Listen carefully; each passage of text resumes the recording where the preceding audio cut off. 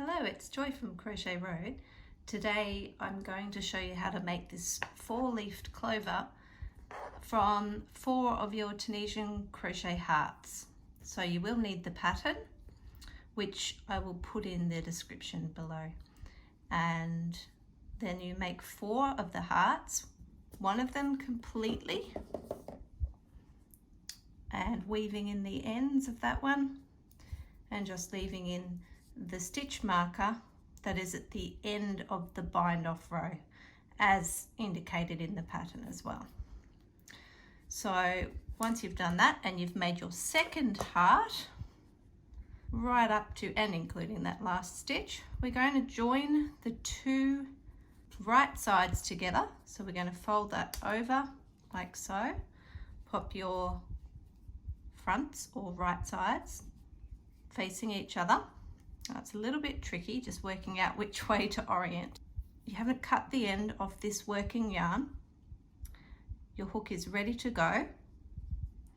You have your stitch marker that we just indicated marked, and that's the first stitch you're going to go down through. So I'm going to remove that stitch marker, place my hook down through that stitch, and at the same time through the first stitch on this side, pulling this nice and taut. Get that out of the shot and make a single crochet in that stitch.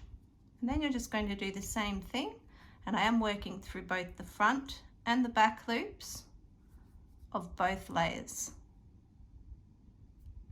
There's front and back loop of the first layer, front and back loop of the second layer, yarn over, pull up a loop, and yarn over and pull through 2 for a single crochet. Don't make these too tight so that you can do a nice neat join that will lay nice and flat on the front side.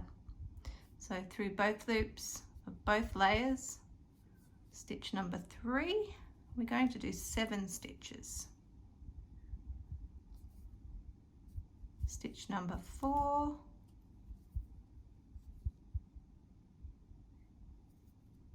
it does help to separate the layers as you're working like this to see where you're going. That's number 5. This one's number 6.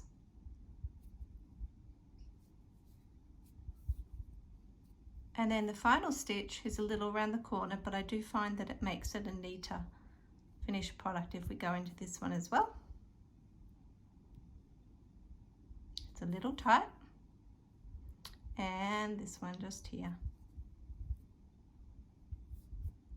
And that's your stitch number 6. Now if you open that up, you will see that lays quite flat. It's not perfectly flat because you do still have your ridge that's created by the single crochet stitches themselves on the reverse side. But because it is the back, I don't think that's too much of a problem. I have already used this for a coaster. You can see that ridge there. It's fairly minimal. So it does, once you've got the weight of your mug on top, it's perfectly fine. As you go, I do suggest you weave in your ends. You can see I've already woven in the end from the beginning of each heart, just to keep your work nice and neat. So I'm going to go ahead, weave in this end, and then I'm going to do my 3rd heart up to the final stitch, and I'll come back to you. So now I've completed my 3rd heart. So we're going to join these together. I'm going to take the existing hearts, because we're going to be working down through this first stitch, and I'm going to pop that on top. So it's again right sides together, right sides facing each other. And then you can either start working that stitch with the stitch marker in place, or you can remove it before you work the stitch. That's completely up to you. I'll just leave it in place for this one and then I'll remove it. So it's a single crochet in that first stitch. And we're going to do 6 more. 1, 2,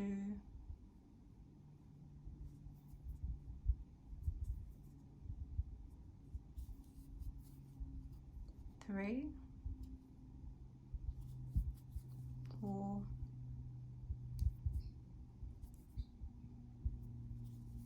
5, and then we're going to work into this stitch just here that's already been worked into with this join, and around the corner with this one, final single crochet, and then we're going to fasten off for your third heart and weave that end in neatly on the rear. Make your fourth heart, and I will see you back here again. Okay, so I've done my fourth heart, and I'm going to join from this stitch marker and this first stitch down the side for 7 stitches, up this side for 7 stitches, and then you can either leave it at that if you like the look of a just the hearts the way they are joined like a clover, or you can add the same edging that I've used in the pattern, which is a slip stitch chain 1 edging all the way around. And so you don't need to fasten off until you've finished those 2 sides and the edging. So we're going to join by again placing right sides together, work through the stitch that has the stitch marker in it first, and into the 2 loops of corresponding stitch on the other side. That's the first stitch of the side. Make a single crochet and remove your marker, and 2 single crochet, 3 single crochet. Feel free to fast forward this bit, I'm sure you've got it by now. 4 single crochet, 5 single crochet, 6 single crochet, and now this side has already been worked into in the 7th stitch, and just around the corner with the bottom layer. Now that's your third side joined, and then we're just going to turn it over and place these 2 sides together to join these 2. We're going to actually go through starting here. So that will be this one and this one. And now let's just count that we're going to get the correct number of stitches. If we do 7 stitches, that'll be 1, 2, 3, 4, 5, 6, and 7 ending up in the stitch marker. So that's correct. A little bit tight because those stitches have already been worked into. There's not a lot of space left in them. 2,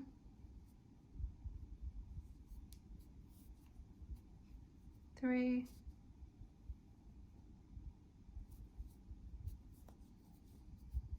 4, 5,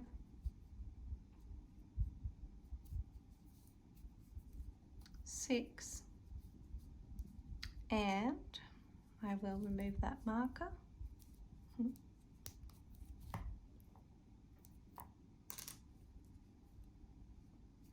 7. So now you can decide if you feel that it is finished at that stage. I'd give it a blocking, pin it down on the ironing board, spritz it with some water, and then give it a steam blocking. Now I'm just going to continue on with the edging. So you're just beginning to the left of your join. There's the last stitch of your join just there. And you're beginning just to the left of that with a slip stitch. And then a nice loose chain 1. And then the same thing in the next stitch all the way around to the middle of the first 2 heart lobes.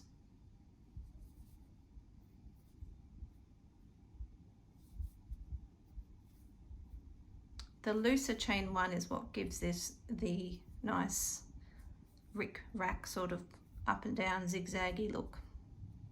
Chain 1, and then in the slip stitch that you've made between the 2 lobes, just make a slip stitch. No chain 1. Slip stitch and chain 1 in the next stitch all the way around until the join of the next heart.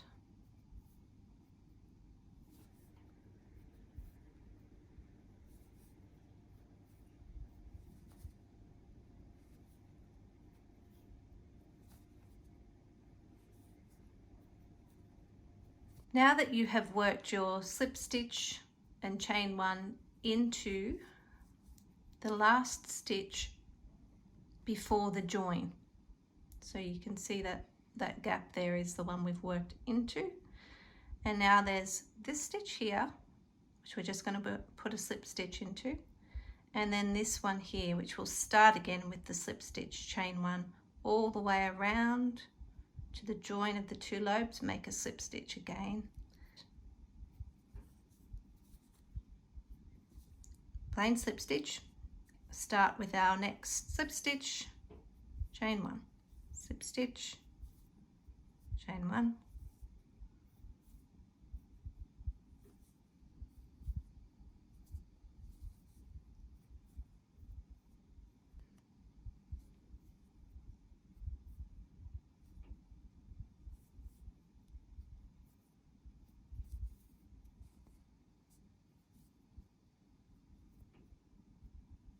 now we've come to the final stitch before the join of the 2 lobes. So again, into that slip stitch we make a slip stitch only, and then slip stitch, chain 1 all the way around until the join of the next 2 hearts. I'll just do one more join and then we'll let you finish it off.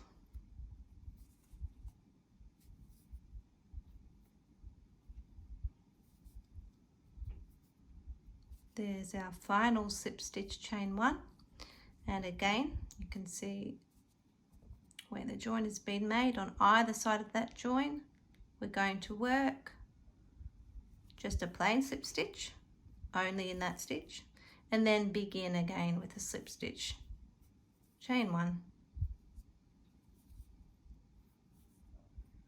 So you're going to work like that all the way around. You can see that it's giving a lovely little crinkly edge to your heart, and in the joins, in these valleys, it's not too bulky. Same here, you've got a nice little shape to the top of the lobes of your heart. So I'll see you when I am finished. Now I've finished my edging all the way around into the last stitch of the shell here, and I'm just going to finish off with a slip stitch as I did with every other heart in this particular stitch, just a slip stitch, and then fasten off and weave that end in on the reverse, and that is your 4-leaf clover. So I hope you've enjoyed this tutorial. Have a lovely St. Patrick's Day if you celebrate it, and even if you don't, these are quite cute little coasters to make for friends and family or for yourself. Have a wonderful day. Bye for now.